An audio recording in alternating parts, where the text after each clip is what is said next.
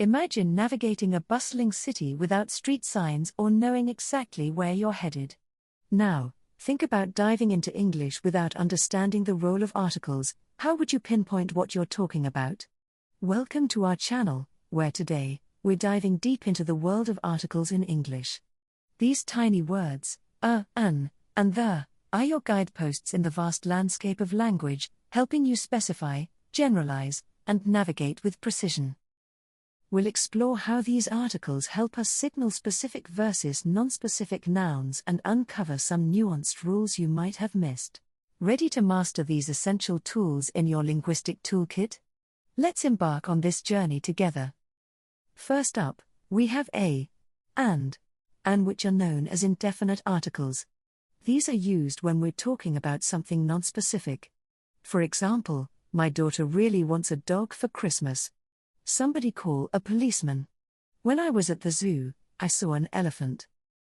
Notice how a is used before words that start with a consonant sound, like a dog, and an is used before words that start with a vowel sound, like an elephant. But here's a trick. We studied that we need to put a before a consonant sound, but what about words starting with a consonant sound but beginning with a vowel letter, like university? Let's understand, even though university starts with a vowel letter, it sounds like it begins with a Y sound, so we use a. This is a key rule in English where pronunciation matters more than the actual letter the word begins with. Let's look at a few more examples where words start with a vowel letter, but we still use a because they sound like they begin with a consonant. A unique idea, even though unique starts with the letter U, it sounds like you, so we use a. A one-time offer, the word one starts with an O, but it sounds like it starts with W, one, so we say a one-time offer. Now, let's flip the rule around. Sometimes, words that start with consonant letters actually sound like they begin with a vowel, and in these cases, we use an. For instance, an hour, here, the H is silent, so it sounds like the word begins with O, and we use an. An honor, similarly, the H in honor is silent, giving it a vowel sound, so we use an. As you can see, it's all about the sound. Whether a word begins with a vowel or consonant letter, what really counts is how it sounds when spoken. Now, let's talk about the definite article the. We use the when we're talking about something specific, something that both the speaker and the listener already know or can identify. For example, the dog that bit me ran away. Here, we use the because we're talking about a particular dog, the one that bit me. It's not just any dog, but the dog we both know about. I was happy to see the policeman who saved my cat. In this case, the refers to a particular policeman, not just any policeman. It's the one who saved my cat, and both the speaker and listener can identify this specific person. I saw the elephant at the zoo. We use the here because we're talking about a particular elephant, perhaps the only one in the zoo or one we've already mentioned. It's not just any elephant, but the elephant that everyone knows. So, when you're referring to something specific, something that's already known or has been mentioned, you use the. It's all about making it clear that you're talking about a particular thing. Now, let's move on to countable and uncountable nouns and how articles work with them. First, what are countable nouns? These are things you can count. For example, you can have 1 dog, 2 apples, or 5 books. Countable nouns can use a or and because you're talking about one thing from a larger group. For example, I need a book for my English class. Here, book is countable, and we're talking about one book from a larger group, so we use a. She wants an apple for lunch.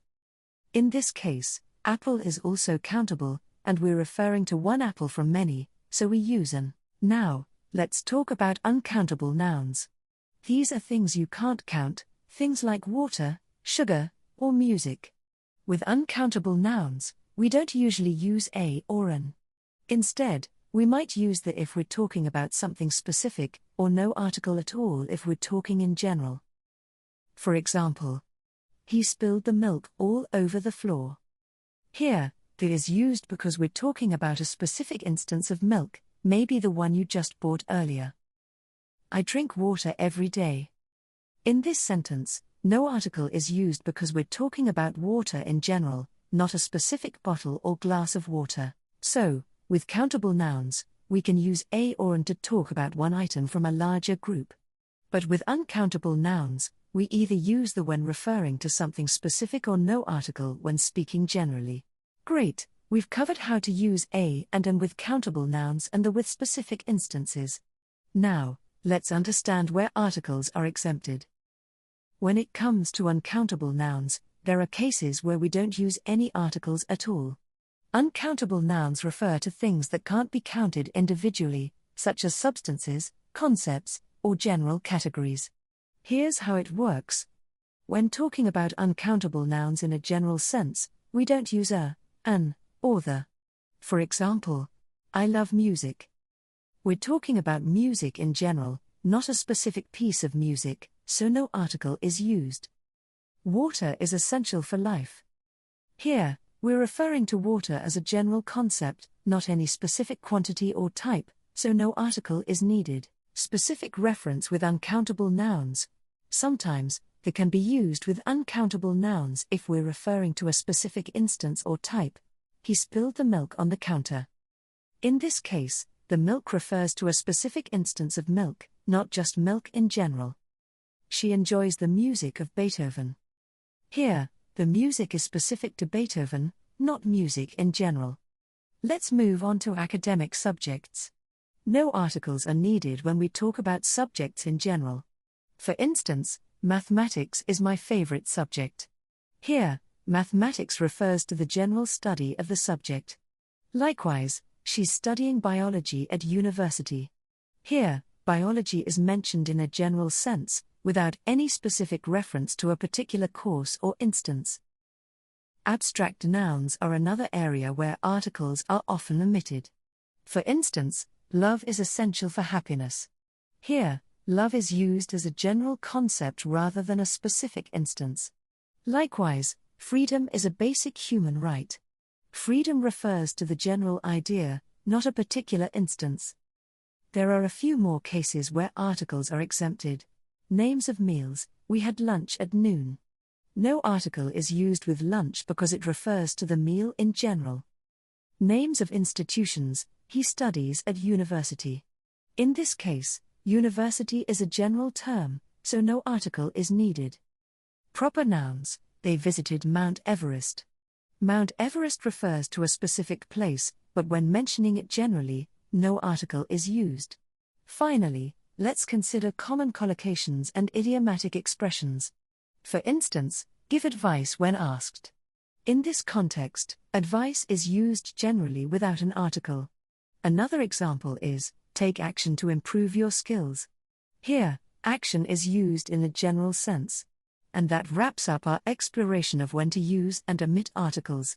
If you found this video helpful, don't forget to hit that subscribe button and ring the bell for more grammar tips. Thanks for watching, and we'll see you in the next video.